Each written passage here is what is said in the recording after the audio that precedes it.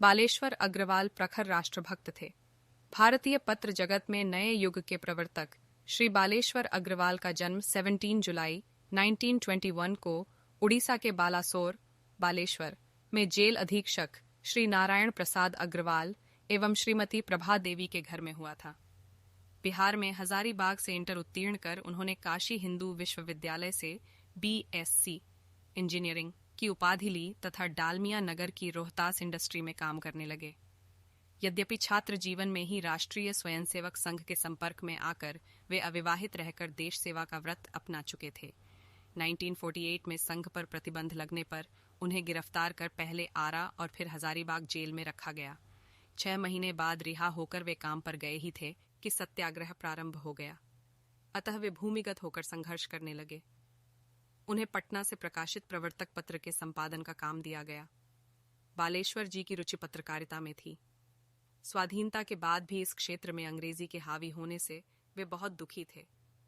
भारतीय भाषाओं के पत्र अंग्रेजी समाचारों का अनुवाद कर उन्हें ही छाप देते थे।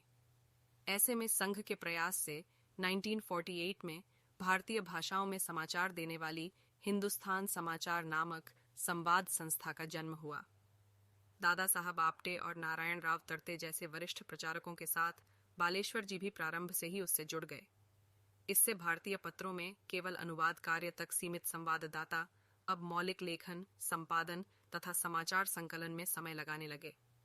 इस प्रकार हर भाषा में काम करने वाली पत्रकारों की नई पीढ़ी तैयार हुई।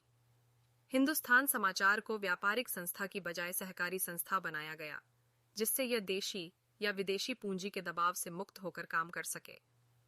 उन दिनों सभी पत्रों के कार्यालयों में अंग्रेजी के ही दूरमुद्रक टेलीप्रिंटर होते थे। बालेश्वर जी के प्रयास से नागरी लिपि के दूरमुद्रक का प्रयोग प्रारंभ हुआ। तत्कालीन संचार मंत्री श्री जगजीवन राम ने दिल्ली में तथा राजर्षि पुरुषोत्तम दास टंडन ने पटना में इसका एक साथ उद्घाटन किया। भारतीय समाचार जगत में यह एक क्रांतिकारी कदम था, जिसके दूरगामी परिणाम हुए। आपातकाल में इंदिरा गांधी ने हिंदुस्तान समाचार पर ताले डलवा दिए, पर बालेश्वर जी शांत नहीं बैठे। भारत नेपाल मैत्री संघ, अंतर्राष्ट्रीय सहयोग परिषद तथा अंतर्राष्ट्रीय सहयोग न्यास आदि के माध्यम से वे विदेशस्थ भारतीयों से संपर्क में लग गए। कालांतर में बालेश्वर जी तथा ये सभी संस्थाएं प्रवासी भारतीयों और भारत के बीच एक मजबूत सेतु बन गई। बालेश्वर अग्रवाल हिंदुस्तान समाचार न्यूज एजेंसी के वर्ष 1956 से 1982 तक प्रधान संपादक एवं महाप्रबंधक रहे। हिंदुस्तान समाचार से अलग होने के बाद उन्होंने अंतर्राष्ट्रीय सहयोग परिषद का काम संभाला। इसके साथ ही युगवार्ता सेवा के माध्यम से हिंदी पत्रकारिता से भी जुड़े रहे। वर्ष 1998 में उन्होंने विदेशों में बसे भारतवंशी सांसदों का तथा 2000 में प्रवासी भारतीय सम्मेलन किया। प्रतिवर्ष 9 जनवरी को मनाए जाने वाले प्रवासी दिवस की कल्पना भी उनकी ही थी। प्रवासियों की सुविधा के लिए उन्होंने दिल्ली में प्रवासी भवन बनवाया। वे विदेशस्थ भारतवंशियों के संगठन और कल्याण में सक्रिय लोगों को सम्मानित भी करते थे। जिन देशों में भारतीय मूल के लोगों की बहुलता है, वहां उन्हें भारतीय राजदूत से भी अधिक सम्मान मिलता था। कई राज्याध्यक्ष उन्हें अपने परिवार का ही सदस्य मानते थे। जीवन में ऐसे बहुत कम लोग मिलेंगे जिनकी वाणी और कर्म में सामंजस्य हो। बालेश्वर अग्रवाल एक ऐसे ही महामानव थे, जिनकी वाणी और कर्म में अंतर न था। वे किसी तपस्वी से कम नहीं थे।